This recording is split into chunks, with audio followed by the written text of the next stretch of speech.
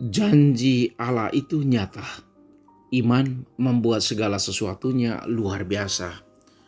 Selama masa Advent ini ada 3 tokoh penting kitab suci yang menemani persiapan kita untuk menyambut kedatangan Yesus. Ketiga tokoh itu adalah Nabi Yesaya, Yohanes Pembaptis, dan Bunda Maria. Tokoh pertama, Nabi Yesaya.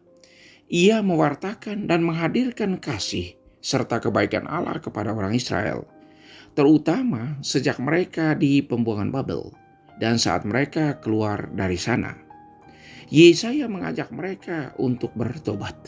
Ia menubuatkan bahwa ada suara yang berseru-seru di padang gurun, luruskan jalan bagi Tuhan, ratakan yang lekak-lekuk, persiapkan jalan untuk Tuhan.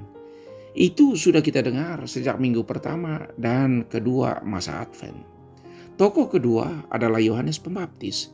Ia adalah suara yang berseru-seru di padang gurun, mengajak orang Yehuda untuk meluruskan jalan bagi Tuhan.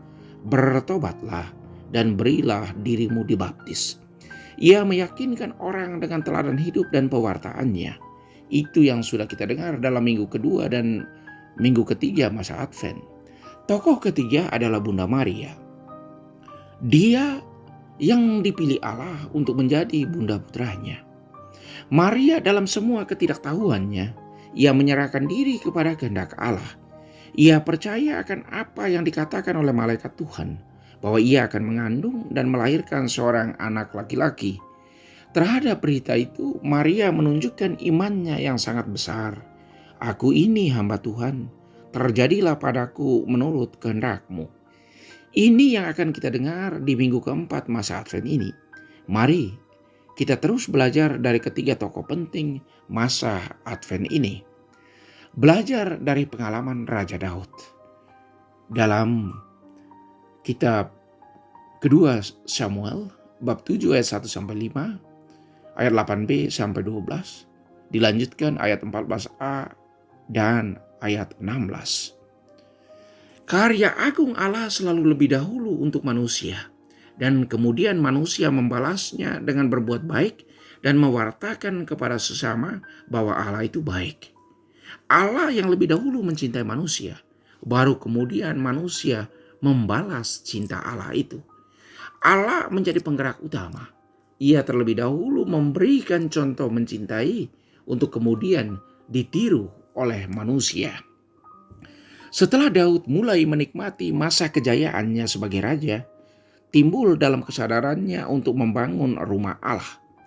Tetapi Tuhan mengingatkannya melalui Nathan, bukan Daud yang membangun rumah bagiku, tetapi akulah yang menjadikan Daud sebagai raja, dan kerajaannya menjadi besar, dan mengokohkan kerajaannya melalui keturunannya.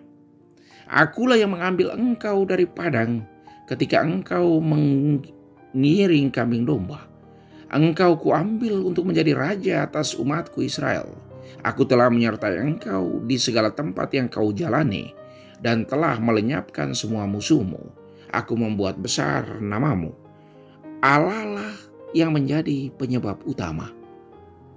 Tuhan memberikan janjinya kepada Daud dan janjinya itu sudah mulai digenapinya.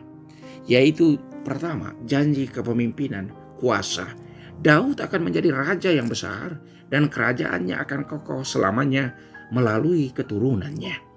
Janji ini Tuhan tepati dengan mengalahkan segala musuh Daud. Janji yang kedua yaitu janji perlindungan, rasa aman. Aku akan melindungimu dari segala musuhmu. Tidak ada satu orang atau satu suku pun yang bisa mengalahkan Daud. Itu karena kuasa dan kebesaran Tuhan.